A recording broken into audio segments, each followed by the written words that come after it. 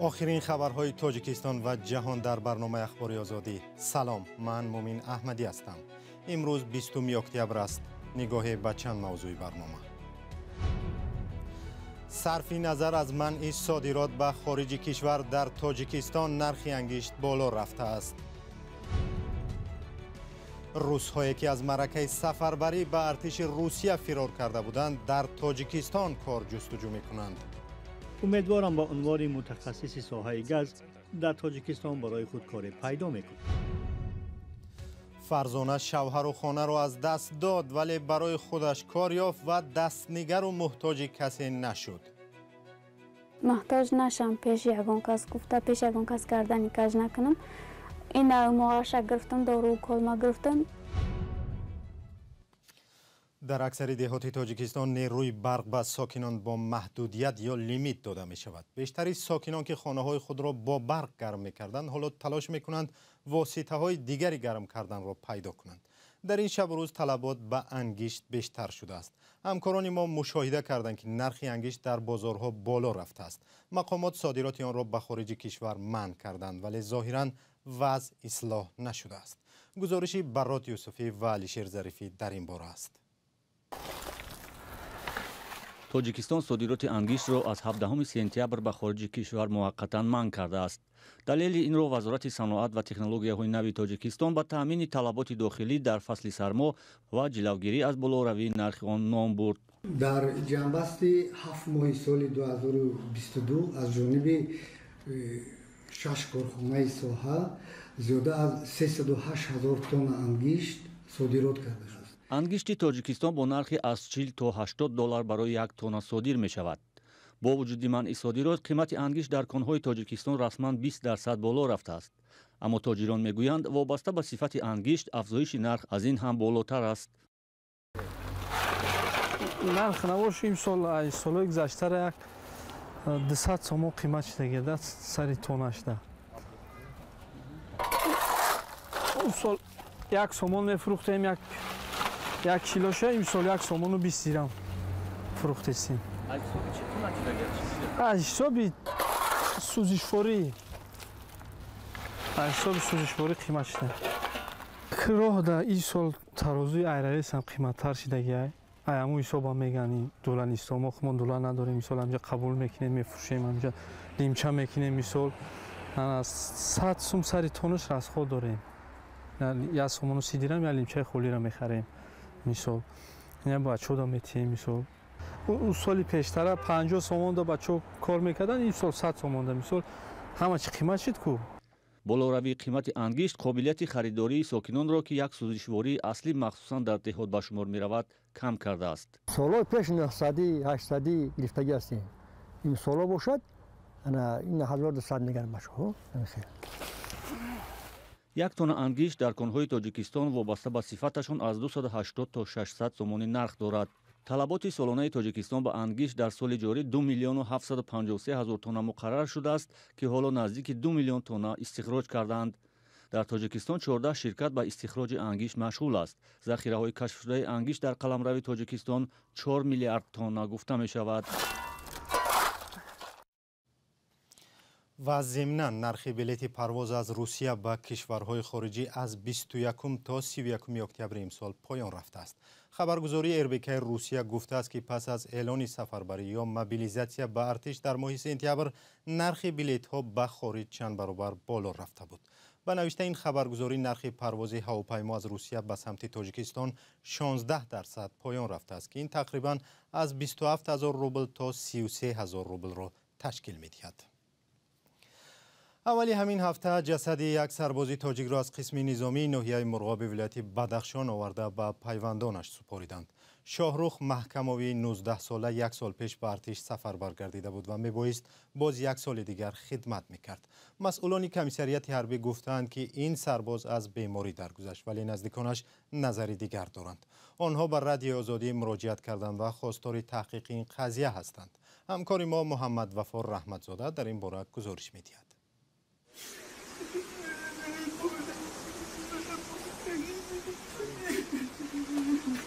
خانواده محکم‌ها در دهه روات نو شهر کانی بادام ماتم دارند. روز 18 اکتبر تنی به جان فرزند این خاندان را از سردخانه دوشنبه آوردند.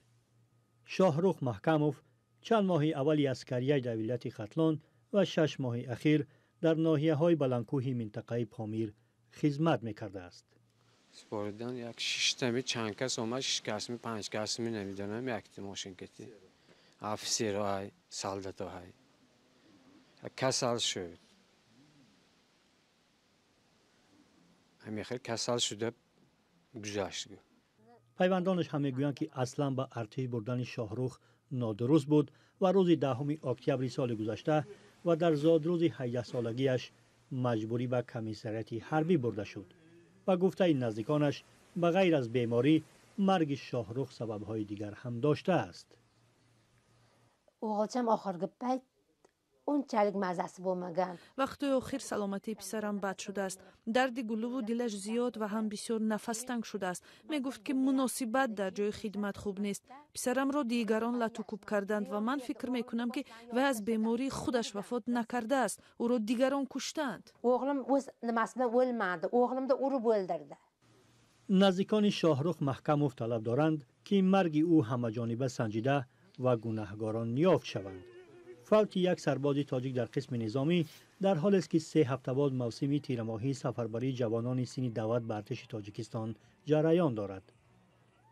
مقامات همواره میگویند که جوانان بیمار یا عذردار به عسکری بردن نمیشوند، ولی همیشه معلوم می شود که واقعیت چنین نیست. همچنین شکایت ها از بدرفتاری در نیروهای مسلح کم نمی شوند. مهاجران روس در تاجیکستان تلاش دارند که برای خود کاری مناسب پیدا کنند. هزاران مهاجر تاجیک پس از اعلان سفربری به ارتش از این کشور فرار کردند. امامعلی رحمان پرزیدنت تاجیکستان روز 14 اکتبر هنگام صحبت با ولادیمیر پوتین گفته بود که 30,000 شهروند روسیه به تاجیکستان آمدند. شهروندان روسیه اکثرا مقیم شهر دوشنبه می باشند. برخی از آنها گفتند که تاجیکستان را همچون گذرگاه یا کشور ترانزیتی استفاده می کنند. اما برخی دیگر پس از یک مدت زندگی در تاجیکستان تصمیم گرفتند که همینجا شغل و درآمد پیدا کنند. اسکندر فیروز و امیر ایسایف در این باره گزارش دارند. یک قسم روسیگی‌هایی که هفته‌های آخر به تاجیکستان آمدند می‌خواهند در اینجا بمانند. خدمات مهاجرت تاجیکستان میگوید درخواست شهروندان روسیه برای یافتن کار در تاجیکستان بیشتر شده است. نیکیتا پاتسانوی 25 ساله یکی از آنهاست. او می‌خواهد خانواده‌اش را نیز به تاجیکستان بیاورد. حالا چند پیشنهادی را بررسی میکنم، ولی در روسیه من در ساحه نفت و گاز فعالیت داشتم و میخواستم در تاجیکستان چنین شغلم را ادامه دهم. امیدوارم با عنوان متخصص ساحه گاز در تاجیکستان برای خود کار پیدا میکنم. پیشتر معاش کم روزهای آمده را نگران میکرد، اما صفیه لانچو میگوید که اینجا خرج روزگار هم زیاد نیست. همه چیز به خود کار وابسته است. حتی اگر سطح معاش پایان باشد هم، ولی کار شبخوار و جالب باشد، کمی معاش چندان احساس نمی شود. اما اگر کار شبخوار نباشد، حتی معاش بلند انسان را نمی تواند به آن دلگرم سازد. سران درمانگاه دیامید بدون صد به رادیوی آزادی گفتند که چند تن از پزشکان روسیگی برای کار به آنها مراجعت کردند. بانک‌ها و نهادهای دیگر تاجیکستان تلاش دارند که متخصصان فناوری‌های اطلاعاتی را به کار جلب کنند. نظر من همیه که اول همین تاجیک معنای خودمون کار دگیرن نکه، بعد دیگه شهروند را مقصد گیرن تا یک وقت همین روسان نبودن. اما کارشناسان بر اینند که باید از دانش و تجربه کادرهای بلند اختصاص روسیه با منفعت کار استفاده کرد. اگر یک هفته پیش اینا اومدگی بودن شاید یک هفته استیمو بعد گشته رویم گفته. از سبب اون که حاضر دومه دولتی قرار قبول میکند که هر یک شخصی که از در دور موبیلیزاسیون بیرون رفت اونها رو همچون چی میگه خوین صبح کند. برای همینم این کادری که حاضر ایستادن اونها بر نمیگردن اکنون. اونها میایستند чунки рафтан ба ватан барои онҳо шояд он хел ҳукм гиранд. мақомоти тоҷикистон мегӯяд беш аз ҳама пизишкон ва мутахассисони фанновариҳои иттилоотӣ хостгори коранд. бо вуҷуди чунин мавридҳо аксарият бар инанд ки муҳоҷирони русиягӣ дуру дароз дар тоҷикистон нахоҳанд монд. ҷавонзани маълуле дар ноҳияи ҳамадонии вилояти хатлон ки 3 моҳ пеш аз шавҳараш талоқ гирифта буд талош дорад бо меҳнати худ зиндагиашро пеш барад. фарзона 26 сол дорад ва барои арӯсон ҷиҳози арӯсӣ омода мекунад. маҳмудҷон раҳматзода ҳамкори мо ба ноҳияи ҳамадонӣ рафт ва дар бораи кору зиндагии ин зан гузориш таҳия намуд. фарзона барои наварӯсон болинҳои ҳамсарӣ медӯзад ва барояшон орзу мекунад хушбахт бошанд. на мисли ӯ ки акнун 3 моҳ боз аз шавҳар ҷудост ва дар манзили танги падарӣ зиндагӣ мекунад. 1.5 соли пеш шавҳар кард, вале гуфтанд фарзанддор намешавад. аммо духтур гуфтааст фарзона метавонад модар шавад. ҳоло ӯ худашро мехӯронаду мепӯшонад. пулҳои коркардагӣ ман сарфаи нами зиндагӣ мекунам ки нами маҳтоҷ нашам пеш ягон кас гуфта пеш ягон кас гардани каж накунам. ина моаша гирифтам дору колма гирифтам ина сумоя меёра бо ина моаи дигаша духтагӣ ман гирифтам бо сарфаи зиндагиши дар ҳами хона рафт. ба иллати маъюбӣ танҳо синфи якро хондааст. онро ҳам то охир не, вале ҳунар дорад. ҳамдиҳагонаш ӯро дӯст медоранд. шерӯз медӯза, хай медӯза, ина таксарӣ медӯза, курпача медӯза. медӯхт охи ҳами ошинаи таричи қатӣ медӯза. прастои қатӣ бичура гула. ба фарзона ҳунари дӯзандагиро бибияш омӯзондааст. пазандагиро бошад хоҳари калониаш. имрӯз ин ҳунарҳо фарзонаро аз дастнигарӣ раҳондаанд.